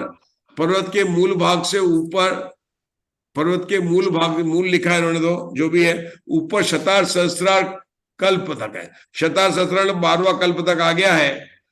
हर 5 राज्य तक 5 राज्यों ऊंची सम चतुष्क कोणी लोक नाली वायु से परिपूर्ण है। उसमें 49 राजू प्रतर, क्या लिखा है उन्होंने आगे? प्रतर राजुओं का, हाँ प्रतर, अच्छा प्रतर राज्यों का एक जगत प्रतर प्राप्त होता है। तो 5 राजू प्रमाण का राजू प्रतर का कितना जगत प्रतर प्राप्त होगा? मतलब इनको जगत प्रतर में कन्वर्ट किया। अब बताएंगे उषा दोषी जगत प्रतर में क्यों किया, राजू को जगत प्रतर में कन्वर्ट क्यों किया? राजू गुना राजू। आपका नाम उषा दोषी नहीं है, तो बोलो। वो जगत पहले ऐसा है, सुनो उषा दोषी, 7 राजू गुणा 7 राजू, 7 राजू की एक श्रेणी होती है। श्रेणी में श्रेणी गुणा करने पर जगत पता आता है। जैसे कमरा होता है ना, कमरा, उसमें चौड़ाई भी होती है और लंबाई भी होती है। लंबाई और चौड़ाई को गुणा करेंगे तो क्षेत्रफल आता है। राजू में राजू का गुणा करेंगे तो जगत पत्र क्या होगा? राजू स्क्वायर मतलब एरिया हो गया। जैसे अपना कमरा है 7 मीटर लंबा है और 6 मीटर चौड़ा है, तो एरिया कितना हो जाएगा? 7 छंग 42 मीटर स्क्वायर हो जाएगा। कितना हो जाएगा? 7 छंग मीटर हो जाएगा। तो राजू में राजू का गुणा करेंगे तो क्या आएगा? राजू प्रतर आ जाएगा, है ना। राजू स्क्वायर आएगा और राजू स्क्वायर को कहेंगे प्रतर कहेंगे। यहाँ पर अभी पहले ये बताया था कि वायु का जीव कहाँ रहते हैं कि 5 राजू, घन राजू में रहते। कहाँ रहते हैं? 5 राजू तक रहते। कहाँ तक रहते हैं? 5 राजू। 5 राजू तक। कहाँ से कहा था? इन्होंने लिया है 12वें सर का, जिसका नाम है शतार सहस्त्रा।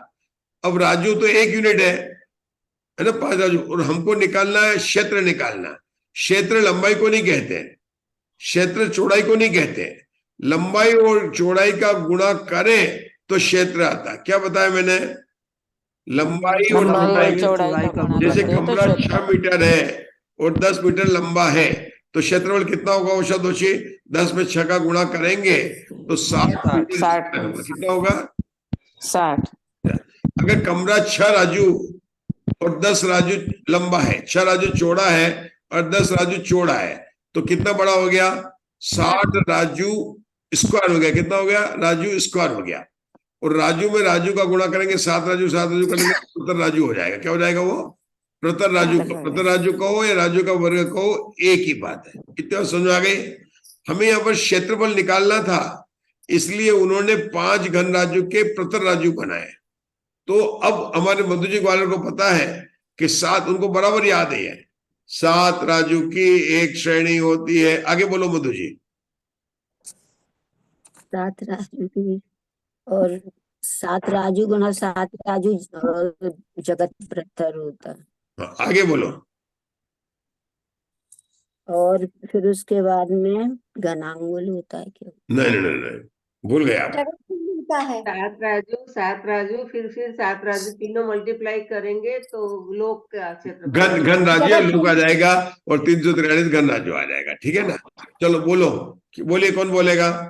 बोलिए कलकत्ता से। 7 राजू की एक जगत श्रेणी होती है। जगत श्रेणी में जगत श्रेणी का गुणा करे तो जगत पत्र आता है। जगत पत्र का प्रमाण 49 राजू स्क्वायर कहो। ठीक है ना? और उसके अंदर 7 राजू का गुणा करेंगे तो 343 घन राजू आता है। बोलिए उषा दोषी। जगत 7 राजू की एक जगत श्रेणी होती है। 7 राजू में 7 जगत श्रेणी में जगत श्रेणी का गुणा करेंगे तो जगत पत्र आता है। जगत पत्र का प्रमाण 7 में 7 का गुणा किया तो 49 राजू स्क्वायर हो गए। 49 राजू को राजू पत्र कहेंगे। अब इसमें पुनः 7 राजू का गुणा करेंगे तो क्या आ जाएगा? पूरा घनफल आ जाएगा। 343 घन राजू आ जाएंगे। बोलिए गुना जी। गुना जी। 7 राजू की एक श्रेणी होती है। एक श्रेणी जगत श्रेणी होती है और 7 राजू में गुणा करने से एक पत्थर पत्थर नहीं, पत्थर जगत पत्थर आता है। ये देखो बोलने से, हाँ आप लोगों को इतना मतलब सरलता से स्वाध्याय हो रहा है, इतना धीरे धीरे स्वाध्याय हो रहा है। अभी तक तो नहीं तो हमारी सब पुस्तक समाप्त हो जाती, 16 पुस्तक समाप्त हो जाती, हम लोग मीटिंग कर लेते हैं। 7 का गुणा करने से 343 घन राजू आ जाए। बहुत बढ़िया। चलो इतना समझ गया, बहुत बढ़िया। अब आगे बढ़ते हैं। चलो पंडित जी, मंदर पर्वत के मूल भाग से और सतार सहस्त्रार तक लेना है।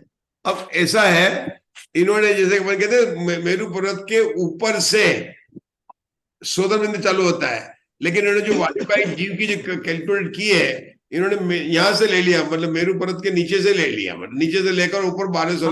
पहले चौथी पुस्तक में भी मंदर मेरू का ही आया था। हाँ मंदिर का ही आया था। मतलब मैं भी पढ़ रहा हूँ। अब मंदिर कहो कि सुदर्शन कहो, अंदर बोलेंगे यहाँ मंदिर मेरू लिखा है। अब 5 में सुदर्शन विजय अचल मंदिर विद्युन्माली मेरू। तो अब मैंने यहाँ मंदिर का मतलब पर्वत लेना कि मंदिर मेरू जो भी है वहां से 5 राजू ऊपर सहस्त्रार तक लिया उन्होंने। बस पहले भी का एक नाम सुदर्शन भी है। आप मंदिर का एक नाम सुदर्शन कह सकते हैं। बिल्कुल है। हाँ बिल्कुल है कि मंदिर। अब इसमें अपन कुछ कर नहीं पाएंगे अगर उषा नहीं कह रहा। बस ये जो बताया ना, मंदिर का नाम सुदर्शन मेरू मानो या नहीं तो मंदिर मेरू ले लो। अपने को पता, अपने को 5 मेरू के नाम याद है। ये भी पता है सुदर्शन मेरू जम्बूद्वीप में है, विजय और अचल मेरू धातकी खंड में है, मंदिर और विद्युन्माली मेरू पुष्करार द्वीप में है। हमें ये भी पता है कि सुदर्शन मेरू 1,40,000 उसकी ऊंचाई है, उसके ऊपर से स्वर्ग शुरू हो जाता है। अब यह जो बताया ठीक है, मंदिर अगर मतलब मैं सुदर्शन मेरू मानूंगा, इसको सुदर्शन मेरू है। वहां से लेकर इन्होंने नीचे से लेकर ऊपर 12 स्वर्ग तक उन्होंने 5 राजू माना है। बस इतनी बात समाप्त हो गई। ठीक है ना? चलिए पहले भी यही आया था, आगे बढ़ो। तो क्या होता है उसमें 49 पत्र राजू के बाद में एक जगत पत्र प्राप्त होता है। तो 5 राजू में कितना जगत पत्र पान हो गया? तो क्या बोला उन्होंने? 5 राजू में कितना? 49 प्रतर राजू में एक जगत पत्र, मतलब 5 राजू में कितना प्रतर होगा ये उन्होंने गुणा कर दिया। फल राशि से गुणा करके इच्छा राशि से प्रमाण राशि अपत करने पर आगे अंक 2/5 भाग कम 69 रूपों से बने घन लोक को भाजित करने पर लब्ध 1 भाग प्रमाण होता है। पुनः उसमें संख्या दुजन बाह्य जगत पत्र का लोक पर निश्चित बात वाले को संख्या दुजन बाह्य रूप जगत पत्र से ऐसे बादल जीवों के आधारभूत 8 प्रतियों को और 8 प्रतियों के नीचे स्थित जगत योजन बाह्य रूप जगत पत्र वास क्षेत्र को लाकर मिला देने पर लोक के संख्यात भाग मात्र अनंत अनंत बादर एक केंद्रीय लोक के संख्यात भाग मात्र अनंत अनंत बादर एक केंद्रीय पर्याप्त बादर एक केंद्रीय पर्याप्त जो से परिपूर्ण क्षेत्र होता है। इस कारण तीनों ही बादर एक केंद्रीय स्थान से 3 लोकों के संख्यात भाग में और मनुष्य लोक के 3 लोक के संख्यात गुण में रहते हैं। मतलब बहुत जीव है, इनका क्षेत्र उन्होंने पूरा कैलकुलेट कर लिया। ठीक है ना? अब इससे जो ना आगे बढ़ेंगे कि बहुत बड़ी जीव की संख्या की राशि है। ठीक है, चलो अब रुके अपन यहाँ पर, क्या आगे पढ़ना है? रुकते हैं जी, रुकते हैं। अब रुकते हैं अपन, है ना? चलो रुकने से पहले अपन कोई बात नहीं, अपन एक चीज ये सब पाठ करेंगे, ये बोलेंगे। बोलिए, कौन पढ़ने वाला है? बोलिए कलकत्ता जी, बोलिए। परिवर्तन पंच अनेक किए, ये बोलना आपको। अच्छा, परिवर्तन पंच अनेक की संपूर्ण लोक में क्या संपूर्ण लोक में प्रमाण किया, भ्रमण किया। न कोई और रहा ऐसा क्षेत्र दिख नहीं रहा थोड़ा। इतने जन्म लिया नर को स्वर्गों में घूम चुका, अतएव आस सबकी जोड़ू, लोकाग्र शिखर पर स्थिर हो, सब जीव में निज को जोड़ू। निज में ही निज को जोड़ू, बस निज में ही निज को जोड़ू, लोक स्वरूप। अब बोलिए, आगे बोलिए। निहार के आत्म रूप निहार, परमात्म व्यवहार गुणी, मिथ्या भाव निवार, 14 राजू पुरुष संतान तामे जीवन अनादिते, भरमत है बिन जान।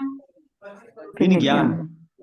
इनहु न करो न धरे को, शरणव्य मई न हरे को, न करो न धरे को, सो लोक माई बिनु समता, दुख सहे जीव नित भ्रमता।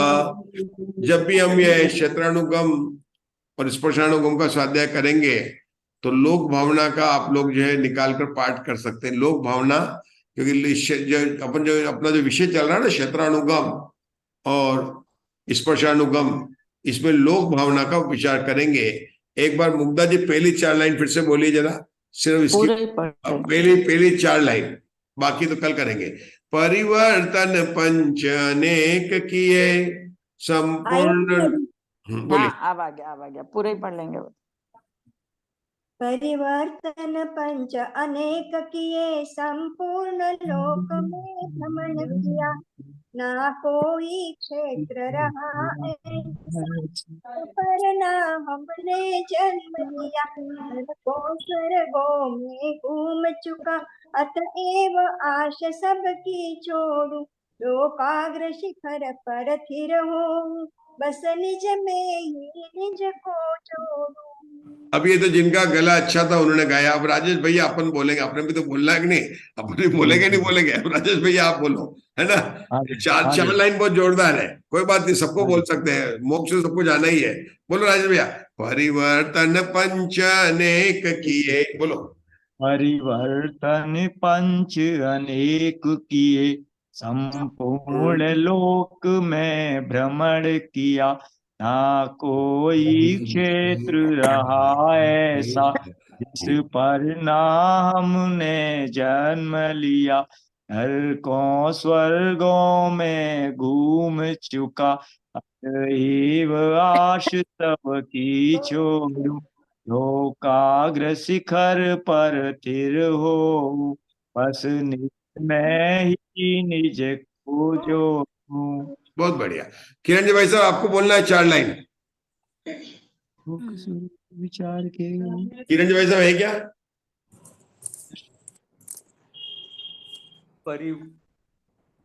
परिवर्तन पंच अनेक किए संपूर्ण लोक में भ्रमण किया, ना कोई क्षेत्र रहा ऐसे जिस पर हमने ना जन्म लिया, नरकों स्वर्गों में घूम चुका, अतएव आश सबकी छोड़ू, लोकाग्र शिखर पर स्थिर हो, बस निज में ही निज को जोड़ू, बहुत बढ़िया। निज में ही निज को जोड़ू। ये 4 लाइन मधु जी प्रिंट लेके सबको व्हाट्सएप में डाल देना। और आप लोग कोई भी अच्छी लोक भावना भी को लेकर कल अपन पाठ करते हैं। लोक भावना की बात है, जैसे मुझे पहली 4 लाइन बहुत अच्छी लगी, बाकी तो प्रसिद्ध ही है, लेकिन ऐसी कोई भी अच्छी अध्यात्म की लाइन मिले आपको लोक भावना संबंधी, तो उसका हम यहाँ पर पाठ करेंगे, क्योंकि अपने क्षेत्र कर रहे हैं, ठीक है ना? और मधु जी इन 4 लाइन का जो ग्वालियर ने ले लिया ले सकते हैं, नहीं तो मैं भी कोशिश करूंगा। मैं फिर से एक बार कहता हूँ, मधु जी एक बार पढ़ लेंगे, फिर स्क्रीनशॉट ले लेंगे, उनको पढ़ा दो एक बार तो बोले स्क्रीनशॉट ले। हाँ, ये मैंने पढ़ा दिया है। भावना डली है ना, पारे भावना डली है ना ग्रुप में, कितनी शानदार है। पढ़ी आगे शानदार, ये भावना। भी पढ़ो पढ़ो आप पढ़ लीजिए। परिवर्तन पंच अनेक किए, संपूर्ण लोक में भ्रमण किया, ना कोई क्षेत्र रहा ऐसा जिस पर नाम ने जन्म किया। नरकों नरकों स्वर्गों में घूम चुका, अतः मैं आशिक सबकी छोड़ूं, लोकाग्र शिखर पर स्थिर हूँ, बस निज में ही निज को जोड़ूं। बहुत बढ़िया। यही मतलब अपना स्पर्शानुगम का मंगलाचरण बहुत जोरदार मुझे लगा। आप लोग और कोई भी नहीं, क्योंकि अच्छा है, सरल सा है और वास्तव में क्षेत्र के घूमने की भावना का। राजेश भैया को तो पसंद आ गया, सबको पसंद आने वाला ऐसा है। पंडित जी आनंद आ गया, ये पता चल गया कि समता न रख के हमने क्या क्या दुख उठाया। हाँ, क्या क्या किया।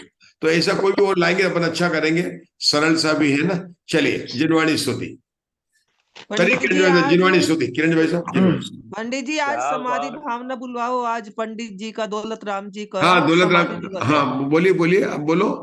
पंडित दौलत राम जी का आज का समाधि दिवस है। 158वां है, 8 × 13 और 14, 158 जन्म 186 दिवस वाला है। हाँ, 158 समाधि दिवस, समाधि दिवस। समाधि समाधि 158। दिवस है। मतलब दौलत राम जी का आज 158वां समाधि दिवस मनाया, मतलब दिल्ली तो में हुआ था। दिल्ली, हाँ हाँ, तो दिल्ली बोलो से, आप। से वो दिल्ली आ गए थे। दिल्ली। हाँ, सात धर्मियों के बीच में बहुत अच्छा हुआ था दोपहर के समय। अब बराबर। हमारे यहाँ भी मनाया गया था, मैं वहीं पे बैठी थी इसलिए लेट हो गई। हाँ, हाँ, तो उसको बोलो। बोलो पुण्य, उनका सबसे बढ़िया समाधि था, भाव। पुण्य पाप में हर को मत बिलको मत भाई ना। बहुत बढ़िया है। कोई सुनाना चाहे सुनाए। छड़ाला की कोई भी अच्छी लाइन आध्यात्मिक वाली सुनाए। भुवन में पुण्य पाप बीत फल माही राघवीर हाँ, एक ज्ञान बोलो, वो बोल रहे तो वो शिव बोलो। स्वरूप शिवकार, नमो त्रियोग संभारी के, जे त्रिभुवन ये में जीव अनंत, सुख चाहे दुख ते भेवन, ताते दुख हारी सुख का, कहे सुख गुरु करुणा। एक इनकी आधी लाइन में ही पांचों लब्धि का स्वरूप आ गया। जैसे, डोल समझ सुन चेत सयानी। हाँ, फिर से इसमें पता पूरा सबको पांचों बताइए। ये लब्धि तो का बता दिया। उषा, सब लोग ध्यान सुनो, बहुत अच्छा लाइन लिया। हाँ, फिर से बताना केकरा जी, फिर से बताइए। दोल डोल समझ सुन चेत सयानी। हाँ, समझ सुन चेत सयानी। बताइए 5 लब्धि कैसे आई, बताइए। डोल में तो क्षयोपम लब्धि, क्षयोपम लब्धि की अपने समझ, और इसमें दोल में तो क्षयोपम लब्धि। दोल समझ, समझ में विशुद्धि लब्धि। सुन देश न लब्धि। दोल समझ सुन चेत, चेत में प्रायोग्य लब्धि। सयाने माने करण लब्धि होगी, सम्यक दृष्टि हो गया वो। अच्छा, ये सैन पांचों लब्धि से आधी लाइन में आ गई। बताओ क्या बताया, कौन बताएगा ये? अच्छा है, बहुत अच्छा निकाला। बताओ जयश्री साहब, आप बता सकते हैं? लाइन निकाल लो ना अभी, तब तक तो जिनेंद्र अर्चना मधु जी निकालो ना फटाफट। कहाँ देर बैठे आप लोग? पुण्य फल पाप नहीं नहीं नहीं नहीं नहीं नहीं, अभी नहीं। अभी दोल सुध शेष पांचों लब्धि कैसे निकाल के घटाई, बताओ बताओ, समझाओ हमको। बताओ आशा बहन, बताओ आशा बहन, बताओ। दौलत दोल समझ सुन चेत सयाने, काल वृथा मत कोहे। इसमें दोल शब्द जो है उसको तो सर्वक्षम लब्धि, और समझ का मतलब है विशुद्धि, उसको लब्धि। सुन का मतलब है देशना सुनना, भगवान की देशना लब्धि। चेत का मतलब है कि प्रायोग्य लब्धि, और सयाने का मतलब है कि उसको सम्यक दृष्टि प्राप्त हो गया, करण लब्धि उसको। हाँ, करण लब्धि, करण लब्धि लेना, पांचों लब्धि घटित हुई। बताइए कलकत्ता जी, पांचों लब्धि कैसे घटी? वो तो पांचवें लब्धि प्राप्त कर चुके हैं। समझ तो हो गया क्षयोपम लब्धि। दोल दोल दोल दोल दोल वो लाइन दोल समझ में आ गई। और सयानो समझ सुन हो गया क्षयोपम लब्धि, विशुद्धि लब्धि, विशुद्धि कृष्ण लब्धि हो गई। देशना लब्धि, हाँ शु। फिर उसके बाद में चेतन, तो विशुद्धि लब्धि। नहीं ऐसा है, देखो लब्धि 5 होती है।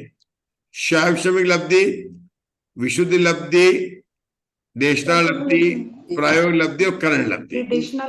अब जो ये लाइन है ना उसमें जो स्पष्ट है, जो लाइन बोल रहे हैं ना उसमें स्पष्ट क्या है, सयाने को लेना सम्यक दृष्टि, मतलब करण लब्धि वाला को सम्यक दृष्टि कह दिया उन्होंने। एक बात, देश प्रायोग लब्धि किसको कहा उन्होंने? प्रायोग लब्धि कहा ना, सुन समझ तोल। तोल क्या बोला आपने, क्या बोला? प्रायोग लब्धि उसके बोला, देशना को सुन बोला, सुन, ठीक है ना। तो बाकी की लब्धियां जो आपको उस पर घटानी, किस पर घटानी? विशुद्धि लब्धि और शैवशम लब्धि।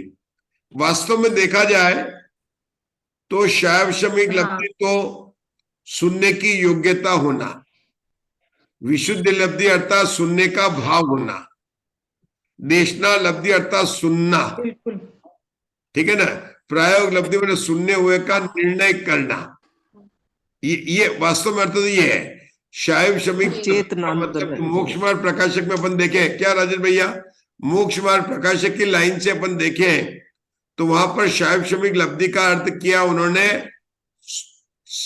तत्व सुनने की योग्यता होना, मतलब अपन पंचेंद्रिय संगी पर्याप्त हुए तो ऐसे शैव शम की योग्यता होना। वो तो सभी है, लेकिन शैव शम लब्धि मतलब उसे योग्यता का मतलब भाव होना है। विशुद्धि लब्धि मतलब सुनने का भाव होना, योग्यता तो है लेकिन उसका भाव होना, उसको लिया विशुद्धि लब्धि होगा। देशना में सुनना, ठीक है ना, और प्रयोग में उसका समझना, ये इस प्रकार से उन्होंने लिखा। लब्धि प्रवेश करने वाला तो भी नियम से सम्यक दृष्टि होगा। ऐसे शब्द पंडित डोडलमल जी ने ही प्रयोग किए हैं मोक्ष मार्ग प्रकाशक में। कहां पर आया प्रकरण? ये छड़ाला में नहीं, दौलत राम जी की कौन सी वो करते हैं? नहीं, जो 5 लब्धि का प्रकरण मोक्ष मार्ग प्रकाशक में कहां पर आया? 7वें अधिकार में है, 7वें अधिकार। बहुत बढ़िया, 7वें अधिकार। सम्यक के सन्मुख मिथ्या दृष्टि, सम्यक के सन्मुख मिथ्या दृष्टि। वहां पर 7वें अधिकार का विषय क्या है राजेश भैया? निश्चयाभासी और व्यवहाराभासी। मिथ्या दृष्टि और व्यवहाराभासी उन्होंने, हाँ मिथ्या दृष्टि, जैन जो जिन आज्ञा को पालते हैं और फिर भी उनके सूक्ष्म मिथ्यात्व का चल जाता है, उनकी बात की है। तो वह 4 प्रकार के व्यवहाराभासी में अंतिम का जो व्यवहाराभासी है उसका नाम है मिथ्यात्व के सन्मुख मिथ्या दृष्टि। अंत का जो मिथ्या दृष्टि बात है उसमें बताया सम्यक के सन्मुख मिथ्या दृष्टि, सम्यक के सन्मुख मिथ्या दृष्टि, उसकी वहां पर बात चल रही है। वहां पर 5 लब्धि का उन्होंने वर्णन किया। निश्चयाभासी, उभयाभासी और सम्यक के सन्मुख मिथ्या दृष्टि। बहुत बढ़िया। कौन से बताया? व्यवहाराभासी में कौन सा है? निश्चयवासी, व्यवहाराभासी, उभयाभासी, सम्यक के सन्मुख मिथ्या दृष्टि, ठीक है ना। और व्यवहाराभासी में उन्होंने 4 प्रकार के बता दिए थे। कौन कौन से बताए थे? जो कुल की अपेक्षा बताया, फिर उन्होंने क्या बताया? उन्होंने परीक्षा करने वाला बताया, फिर सांसारिक प्रयोजन की सिद्धि करने वाला बताया, और फिर वो गया धर्म बुद्धि धारक वाला बताया था। उसके बाद में उन्होंने उभयाभासी बताया और उसके बाद में ये सम्यक के सन्मुख मिथ्या दृष्टि की बात बताई। निश्चयवासी बताए थे। निश्चयवासी कितने प्रकार के बताए थे? वो भी 4 प्रकार के बताए थे। अपने को वर्तमान में सिद्ध समान शुद्ध मानता है, वर्तमान में अपने को केवल ज्ञान सहित मानता है, अपने को जो है रागादि से रहित मानता है, और अपने को कर्म से नहीं बंधा हुआ मानता है। इस पर बात आई। शास्त्र अभ्यास को निरर्थक बतलाता है। हाँ, वो नहीं, वो तो 5 है, 4 के 5, 4 प्रकार की मान्यता है, 5 प्रकार की प्रवृत्ति है। निश्चयाभासी में 45 नंबर लगता है। 4 प्रकार की तो मान्यता एम, और पी में 5 प्रवृत्ति है। ये 5 आप जो बता ना, शास्त्राभ्यास को निरर्थक निकालता है, इसको बाकी वो उपवास आदि को क्लेश ठहराता है, पूजा आदि को, वो सब 5 है, बोल 5 है। 4 तो मान्यता है और 5 प्रवृत्ति है। दौलत राम जी ने जो 6 ढाला बनाया है, जो मोक्ष मार्ग प्रकाशक जो हमारा अधूरा रह गया, तो संक्षिप्त में पूरा सार दे दिया। और गुरुदेव ने तो इसको लघु समय सार कहा है। 6 ढाला को, 6 ढाला में बहुत माल भरा हुआ है। पहले मोक्ष मार्ग प्रकाशक लिखा गया कि पहले छड़ाला लिखा गया, आप नहीं बताएंगे? आपका मौन है, पहले आपका मौन है, मौन में कैसे बोल रहे हैं? अच्छा जी।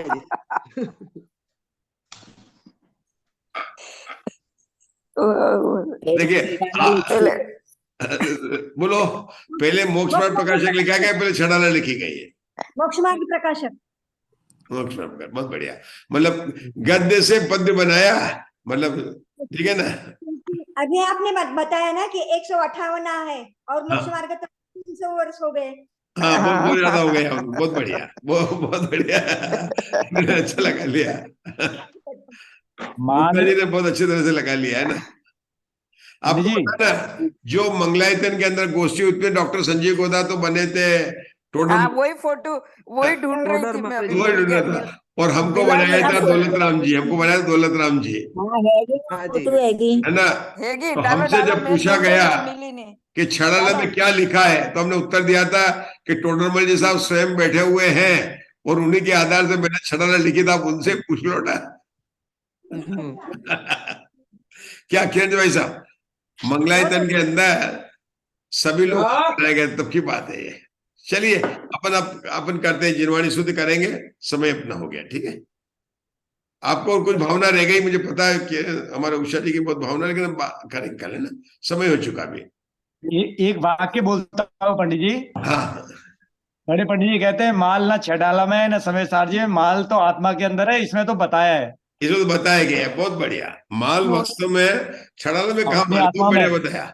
एक बार राजेश भैया की अनुमोदना कर लेनी चाहिए, बहुत अच्छा माल है, ऐसे बताया करो राजेश भैया, आप है ना, ऐसे बिल्कुल, मतलब आप ऐसे बताया करो। उस माल का भोग करना चाहिए, तब फायदा है, अपने में है तो भोग करेंगे तभी आनंद आएगा। ज्ञानी यही तो करते हैं, हरण तो सिद्ध भगवान की तरफ देखते हैं और फिर वो अंदर कर चले रहे, वो जाते अपने हैं। लिए कर रहे, हम अपने लिए करेंगे, हमें भी करना चाहिए ना। हाँ, करेंगे, तभी काम चलेगा।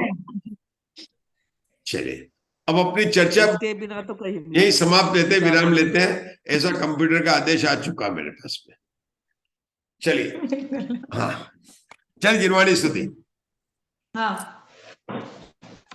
शास्त्र पठन में मेरे द्वारा यदि जो कही कही, प्रमाद से कुछ अर्थ वाक्य पद मात्रा छूट गई, सरस्वती मेरी उस त्रुटि को कृपया क्षमा करे, और मुझे कैवल्य धाम में मां विलंब धरे।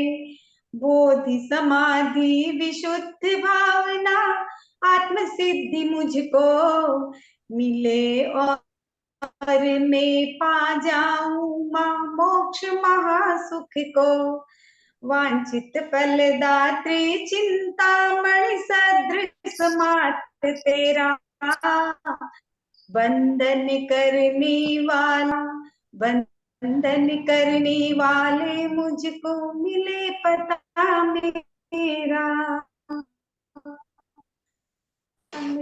माता की जय। माता की जय। चलिए 9 बार नमोकार मंत्र बोलिए। कौन बोल रहे? मधु जी ग्वालियर बोलिए 9 बार नमोकार मंत्र बोलिए। नमो अरिहंताणम नमो सिद्धाणम नमो आयरियाणम नमो वज्रायाणम नमो लोहे सब्साहुणम नमो अरिहंताणम नमो सिद्धाणम नमो आयरियाणम नमो वज्रायाणम नमो लोहे सब्साहुणम नमो अरिहंताणम नमो सिद्धाणम नमो आयरियाणम नमो उवज्झायाणम नमो लोहे सब्साहुणम नमो अरिहंताणम नमो सिद्धाणम नमो आयरियाणम नमो उवज्झायाणम नमो लोहे सब्साहुणम नमो अरिहंताणम नमो सिद्धाणम नमो आयरियाणम नमो वज्रायाणम नमो लोहि सविसाहुणम्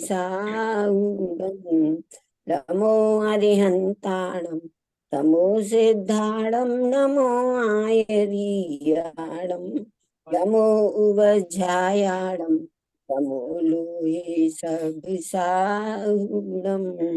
नमो अरिहन्ताणम् नमो सिद्धाणम् नमो आयरीयाणम् नमो उवज्झायाणम् नमो लोहि सविसाहुणम् नमो अरिहन्ताणम् नमो सिद्धाणम् नमो आयरीयाणम् नमो वज्झायाणम् नमो लोहि सविसाहुणम्। जय हो खुदाबंद महान शास्त्र की जय। जय। जय जय।